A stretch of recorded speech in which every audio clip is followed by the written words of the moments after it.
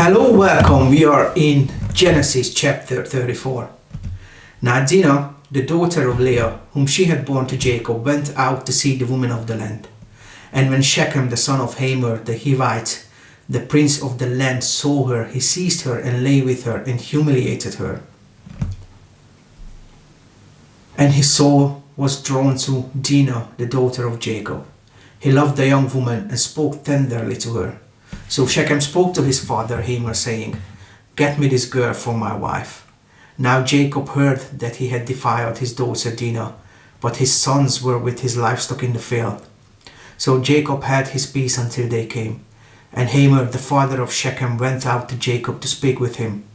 The sons of Jacob had come in from the field as soon as they heard of it, and the men were indignant and very angry, because he had done an outrageous thing in Israel by lying with Jacob's daughter, for such a thing must not be done.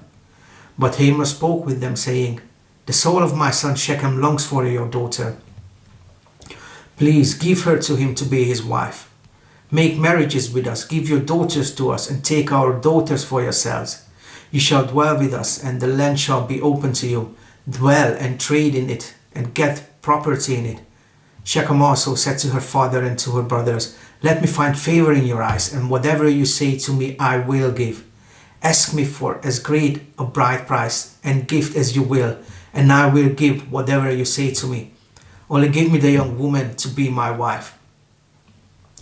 So in this chapter, we can learn that God is not mentioned in this chapter. And it's interesting because I heard many skeptics saying, "Oh, you see, God ordered all these genocides and killings in the Bible." But the Bible is many times is descriptive, not prescriptive. So it tells you what happened, but it's not prescribing that this is how things should be done. And this is one of those cases.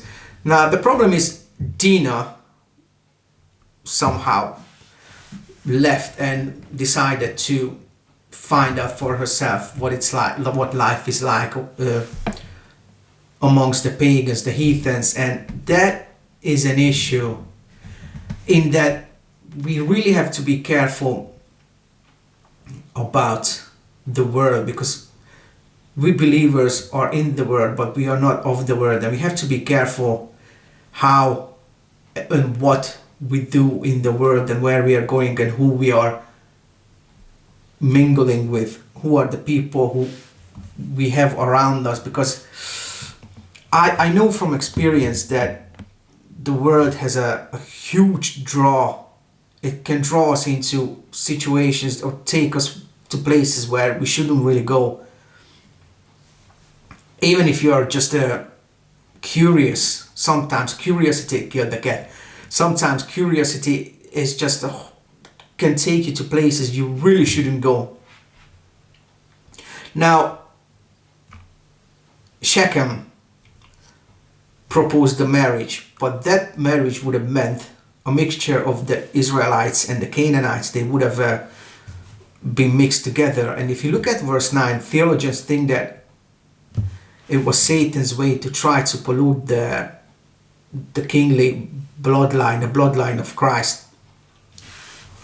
The other thing is, you see, Shechem proposed, he would have given anything to them as long as they stayed there. And you would think that it was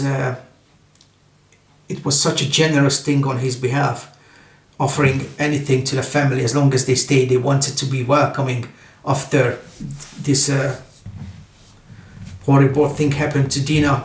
But we'll see what happens. The son of Jacob answered Shechem and his father Hamor deceitfully, because he had defiled their sister Dinah. They said to them, "We cannot do this thing to give our sister to one who is uncircumcised, for that would be a disgrace to us. Only on this condition will we agree with you, that you will become as we are by every male among you being circumcised. Then we will give our daughters to you, and we will take your daughters to ourselves, and we will dwell with you and become one people. But if you will not listen to us and be circumcised, then we will take our daughter and we will be gone." Their words pleased Hamor and Hamor's son Shechem. The young man did not delay to do the thing because he delighted in Jacob's daughter. Now he was the most honored of all his father's house. So Hamor and his son Shechem came to the gate of their city and spoke to the men of their city, saying, "These men are at peace with us. Let them dwell in the land and trade in it, for behold, the land is large enough for them.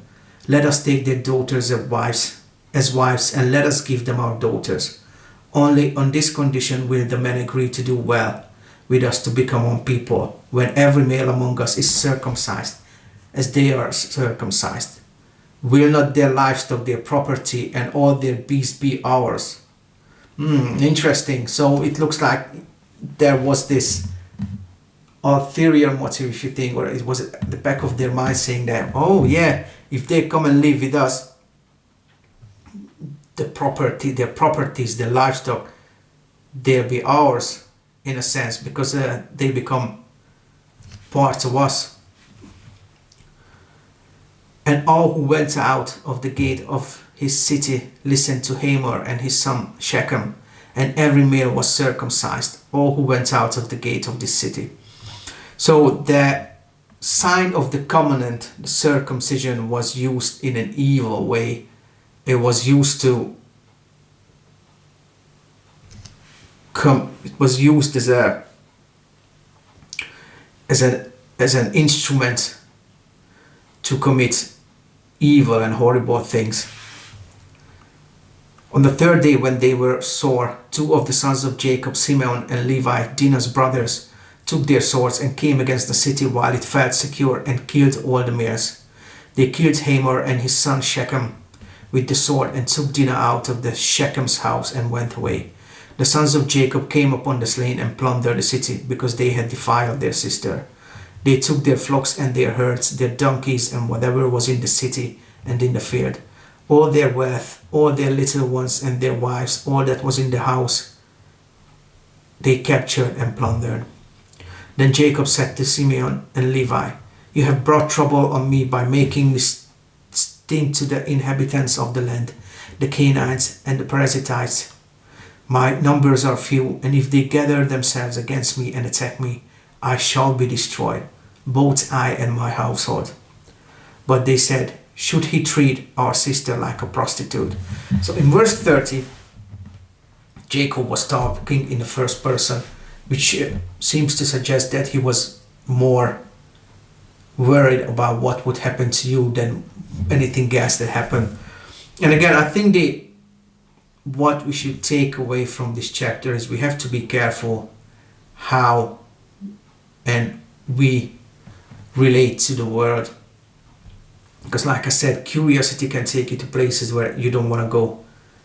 And then tragedy and horrible things may happen. And it's not necessarily your fault.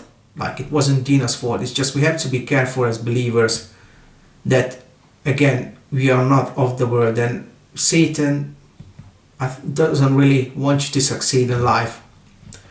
So you have to guard yourself. Amen.